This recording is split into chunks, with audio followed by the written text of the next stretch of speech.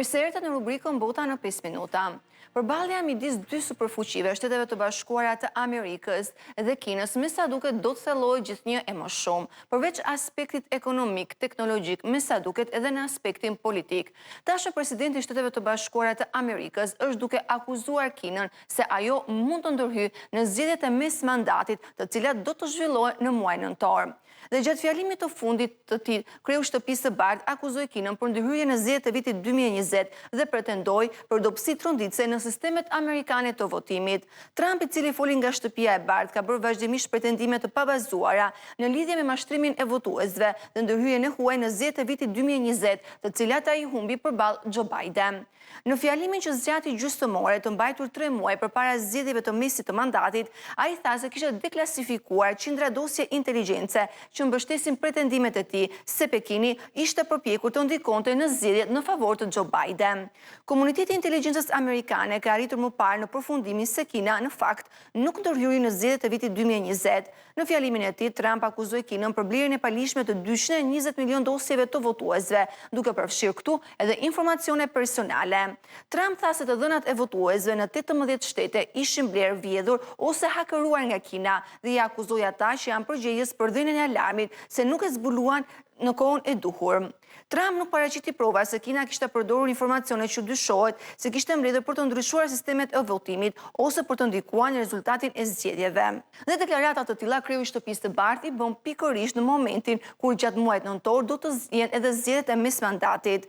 Dhe në përgjigje të fjalimit të tij ka reaguar edhe ambasada kineze në Washington, e cila u shpreh për Reuters se Pekini nuk ka ndërhyrë kurrë dhe nuk do të ndërhyjë kurrë në zgjedhjet presidenciale. Ndërkohë, nga ana tjetër, edhe demokratët kanë akuzuar presidentin amerikan Donald Trump se po përpiqet të mbjellë dyshime në lidhje me sigurinë e zgjedhjeve të mesme të nëntorit, të cilat do të përcaktojnë kontrollin e Kongresit për pjesën e mbetur të presidencës së tij. Por po ashtu, me sa duket, kreu i Shtëpisë së Bardhë mund të ndihet i rrezikuar gjatë mesit të nëntorit, pasi edhe sipas sondazheve, qytetarët amerikanë tashmë janë duke humbur besimin te kreu i Shtëpisë së Bardhë. Kjo ndoshta e ndikuar edhe nga zhvillimet ndërkombëtare dhe kryesisht lufta e cila është duke vijuar me Iranin, çfarë ka bërë që amerikanët të humbasin besimin te kreu i Shtëpisë së Bardhë tek Donald Trump, por ndoshta nga ana tjetër ka edhe votues të cilët janë duke besuar se Donald Trump është duke ndikuar pozitivisht në ekonominë amerikane. Por mbetet për të parë nëse në zgjedhjet e mesmandatit Trump do të humbas pushtetin e tij apo do të duhet të ndryshojë edhe mënyrën se si është duke e bërë politikën, jo vetëm brenda kufive të Amerikës,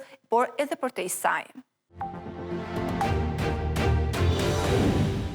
Edhe në pjesën e dytë të emisionit do të ndalemi sërish tek Shtetet e Bashkuara të Amerikës dhe sërish tek presidenti amerikan Donald Trump, pasi lajmet për të nuk kanë të sosur.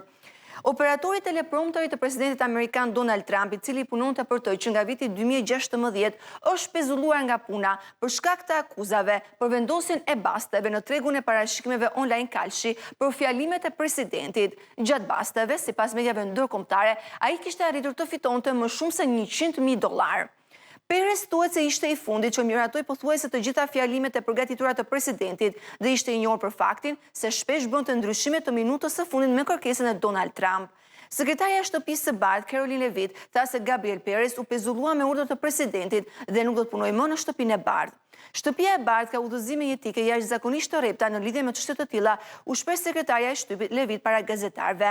Sipas saj, Trump u dëvua në dieni të incidentit dhe cilësoi atë të turpshëm dhe personalisht mori vendimin për të larguar operatorin, të paktën përkohësisht. Kreu i zbatimit të ligjit i kalshit i kompanisë Kalsh tha se kompania kishte kontaktuar rregullatorët federal në lidhje me bastet që dyshohet se ishin vendosur mbi ato që presidenti do të thoshte në fjalimet publike dhe me sa duket nënpunësi ishte duke e përdorur punën e tij, fjalimet e presidentit amerikan Donald Trump për të vendosur baste dhe për të fituar gjithnjë më shumë para.